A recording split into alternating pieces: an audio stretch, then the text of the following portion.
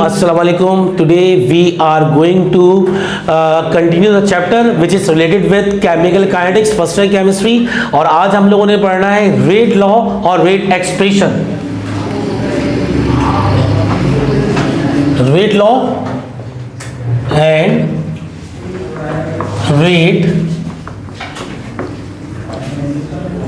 Expression. Consider a reaction in which A reacts with B to form product. A and B are the reactants and X and Y are the coefficient of reactant, that is A and B.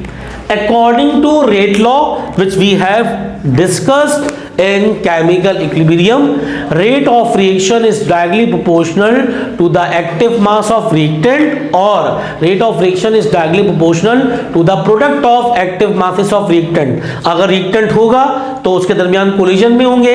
जितनी ज्यादा concentration होगी reactant की उतना ज्यादा rate, और जितनी कम concentration होगी उतना कम rate. It means that rate of reaction और एक्टिव मासेस ऑफ रिएक्टेंट में डायरेक्ट रिलेशन पाया जाता है. तो according to rate law, rate of chemical reaction dx by dt is directly proportional to the active masses of reactant or product of active masses of reactant. यहाँ हमारे पास दो reactant है A और B, तो dx by dt rate of reaction is directly proportional to active mass of A exponent yx, आपके पास active mass of B exponent y. जब sign of proportionality हटाते हैं तो एक लगता है इक्वल, एक लगता है constant. It means that here dx by dt will be equals to k active mass of A power x, active mass of B power y. Here this expression is called rate expression. This expression is called rate expression and k is called rate constant. Rate constant is called specific rate constant. वो अलग से define करेंगे. Specific rate constant. For example हमने equation number 1 ली. अगर equation number 1 में देखें तो active masses of A और एक्टिव मासेस ऑफ B इन सबको बराबर रखें किसके? यूनिटी, दैट इज 1 मोल पर dm क्यूब. तो इस कंडीशन पे क्या होगा? Equation number 1 implies dx by dt will be equals to k active mass of A 1 power x, active mass of B 1 power y. 1 की पावर कुछ भी हो 1 आएगा answer. It means that dx by dt will be equals to k.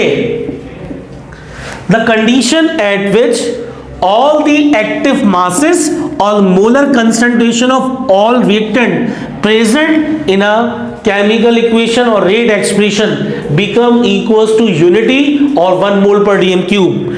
At this time rate of reaction will be equals to k, and k is called specific rate constant. वो condition जिस पर जितने भी reactant हो उन सबकी active mass unity, मतलब 1 मोल पर डीएम क्यूब हो. उसकी वजह से क्या होगा? जो रेट ऑफ रिएक्शन है dx by dt वो k के इक्वल आ जाएगा. इस टाइम पे इस रेट कांस्टेंट को हम कहेंगे खास स्पेसिफिक रेट कांस्टेंट.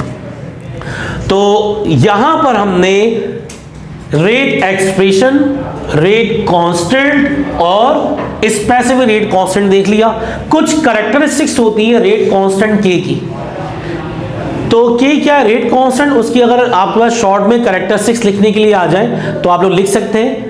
तो यहां पर के डिपेंड करता है टेम्परेचर के ऊपर, ठीक है.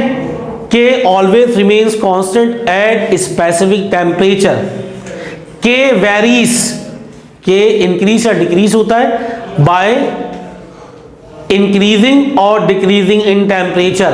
के को हम इंक्रीज करें, अगर टेम्परेचर को हम इंक्रीज या डिक्रीज कर देंगे तो के भी क्या होगा? इंक्रीज और डिक्रीज.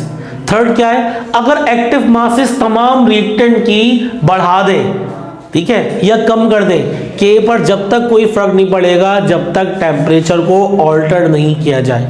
इट मीन्स दैट तीनों पॉइंट का मतलब सेम था। K depends on temperature, by alteration in temperature value of K increase और decrease, at constant temperature K remains constant. तो उम्मीद की जाती है कि आप लोगों को आज की क्लास का रेट लॉ की एक्सप्रेशन, रेट कांस्टेंट और स्पेसिफिक रेट कांस्टेंट समझ में आ गया होगा।